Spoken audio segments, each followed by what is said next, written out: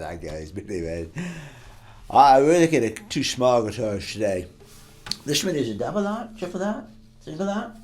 I can never remember. This is a double. This is double out 17, all mahogany. I've worked on quite a few of these. This one didn't need a whole lot, but it needed an equi shaft. I did 15 frets on it. 15, maybe all of them. I don't remember. No, the frets had already been done. Somebody had already done the frets. I did an equi shaft. I know I did an ebony nut because that's fun to do. That's fun to do on these 17s. Just put an ebony nut in there and mix it. It's just fun. It doesn't make a whole lot of difference in the sound, but I like the way they look, and they last surprisingly well. They're pretty tricky to file. They take quite a while to file. This one also had Grover Rotomatics, which is just unbelievable to me on a guitar at this lightweight of a body to put 4-pound tuners, out on the headstock. It's like you're gonna play like this all the time, with the thing down there. So I put Grover 18-to-1s on there, and they went on real nice. Not too much scar at all from that. I just showed you the headstock, but tuners went on great. I used existing holes that were already on there because this guitar would have come with Clousons, I believe. Anyway, they came with 2 screws, open back, tuners, not Rotomatics. So I used existing screw holes, didn't have to do anything in there. If the tuners are a little bit crooked, that's because that's where the existing screw holes are. They look good to me, but when I was putting a couple of them on, they seemed like they were just maybe a tiny bit cockeyed, but it doesn't matter. They work good. They're great. Got a good saddle on it now. Got to be careful on these straight bridges to not make your saddle too tall. And this one's about as tall as I would ever want to go because there's not much room. The pins are really close to the saddles on these straight bridges. Both my Pru OMDs have straight bridges, and they may be a little bit bigger than this, but you got to watch that angle back there. It's tricky. You want to use a little bit of a lower saddle on here. So again, this one's pretty good. I wouldn't want to go any taller than that. I've got anti-acoustic bridge pins in here. That's about it. It really didn't take all that much work. It just took me forever to get to it, mostly. So it's got the typical double out 17 sound. Pretty nasally on the bass, but that's part of the sound of the guitar. So not a bluegrass guitar, It's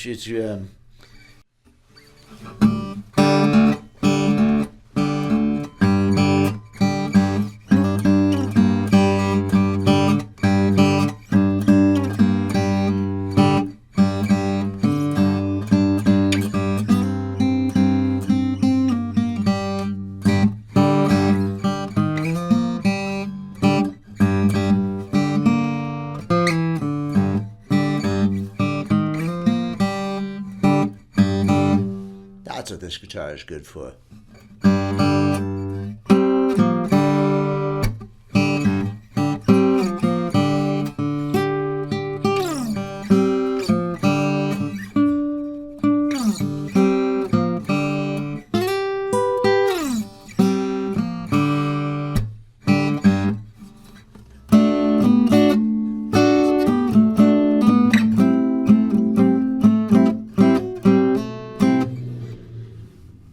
Be good for an old-time fiddle tune like Angelina Baker, say. Let's see.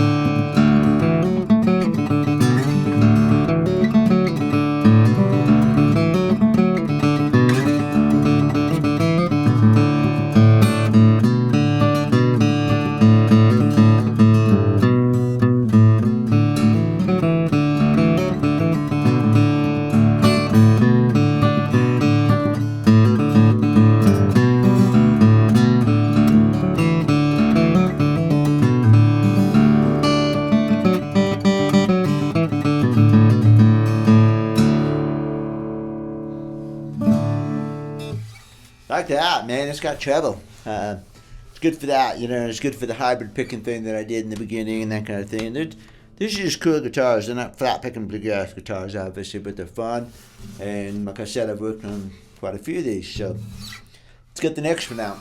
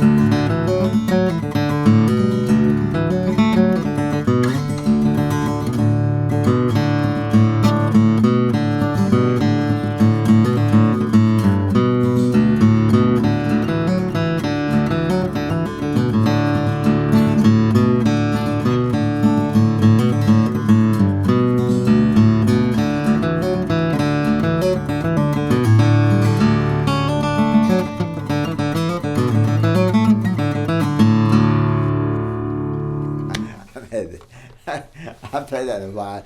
I was going for a different ending on that. This one's a 1946 triple out. Triple. This is 1946 triple out 18. And got a big neck on it, man. Compared to that other one, compared to that 17 there. The 17 had a slim neck. I almost wonder if the 17 neck has been slimmed down a little bit because a woman owned it before the current owner, and I wonder if she had that neck slimmed down or something. I don't know, but this is polar opposite. This is a huge, massive, fat, chunky 1946 neck.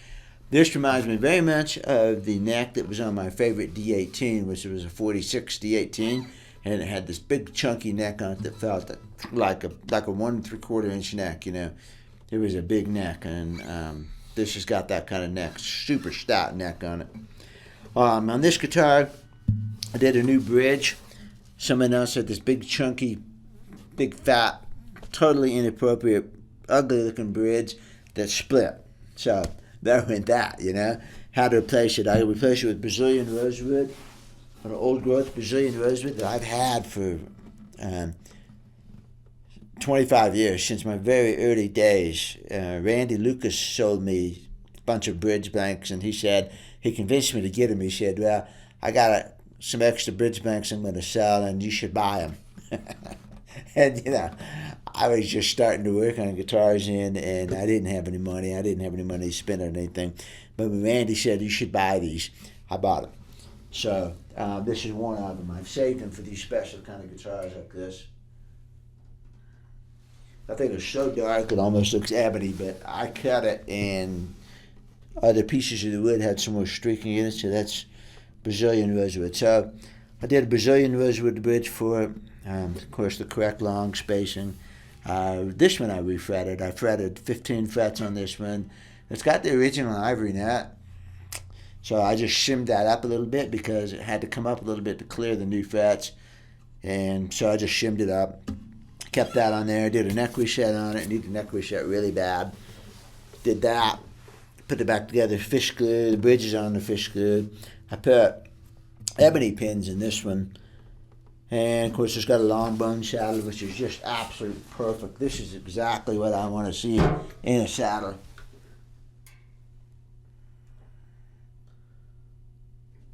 That height and everything, that one is just perfect.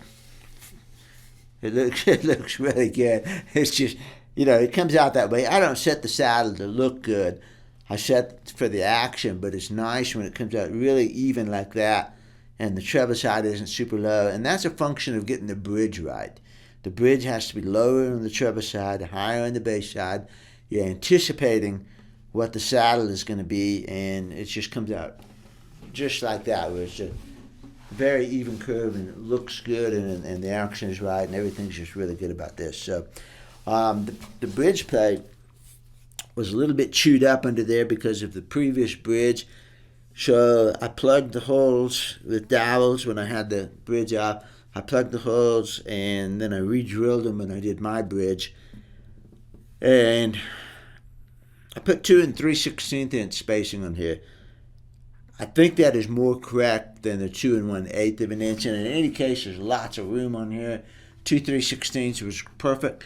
Because the bridge plate was a little bit chewed up then, I put a very, very, very, very thin, like, let me think. It's probably that 6/1000 of an inch thick sheet of rosewood over the pinholes to get, a cap over the bridge plate. And I don't normally do caps, but this one is so thin that it's not hurting anything, and it's giving a little bit more support, covers up some of that chewed up area in there. And it was so thin, it was very difficult. It was hard to drill, and it was hard to work with because it just kept wanting to break. But once it's glued onto the bridge plate, then it provides just a tiny veneer of support. And I have no objection about that. And it's also pulling the windings in just a little bit, which they really needed to do. I like to have the windings appear right at the top of the bridge here. Let's see if we can see that. So I like to have those windings appear just right there. And adding a really super thin veneer to that bridge plate strengthened it a little bit, and it just was the thing to do. I don't do it very often, and when I do, I try to make it as thin as I absolutely can. Like I said, it was thinner than a business card because it was, somewhere between 5 and 8/1000 of an inch thick. So it does have that on there, and it's a hot rosewood. It's not hurting the sound at all. Here it is, 46. And it's tubby. It's got a tubby base there because it's non-scalloped and all of that. And so that, again, is just part of the sound. So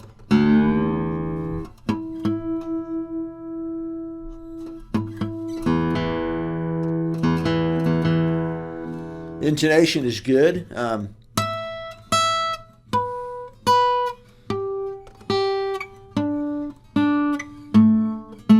Actually, just a hair flat at the 12th fret, but that's okay because it's fine up here at the 10th, and a little bit flat isn't good. It's like one cycle flat, according to my strobe, so wasn't a big deal.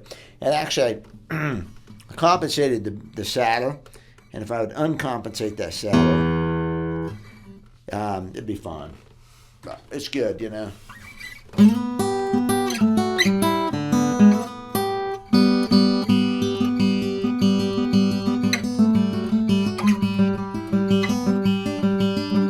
That's all I listen for intonation is, am I able to do those?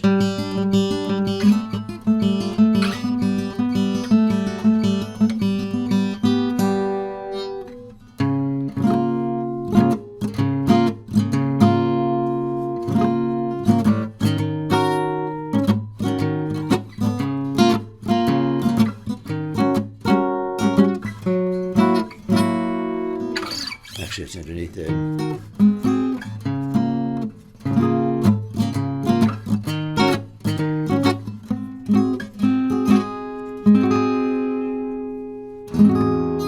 Out of my pick.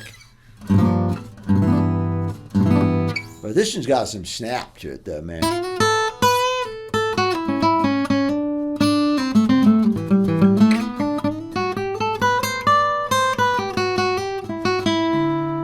That's with the round edge of the pick.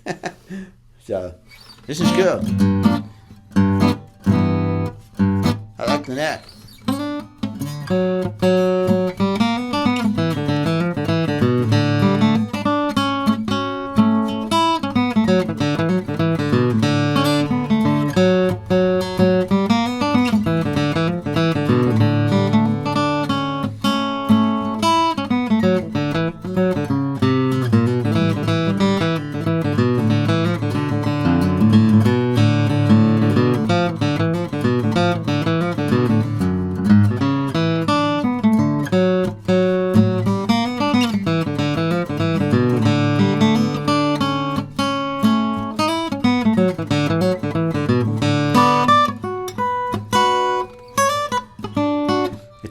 hard for me to play for some reason. Maybe coming off that 17 because the neck was slim. This is a big neck, and I've got to get my hand. I've got to get my hand open a little bit more.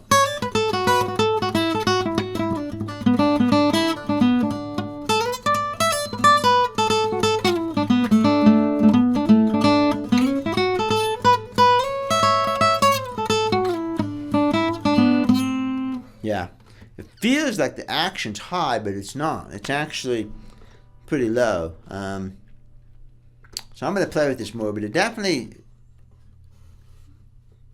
feels a little high up here. It's a weird thing, you know, and again, I think it's because of the depth of the neck. It's causing me to open my hand more, which feels to my hand like a high action. I'm used to this, and it's like this. And so I think that's what's throwing me off a little. Because the measurement of the string is not the high. When I look at it, it doesn't look that high. But when you're getting your hand around this girth up here, definitely takes a minute to get used to it, all it is, especially coming off of the 17, which had a thin neck, you know. Now, anyway, it's good, you know.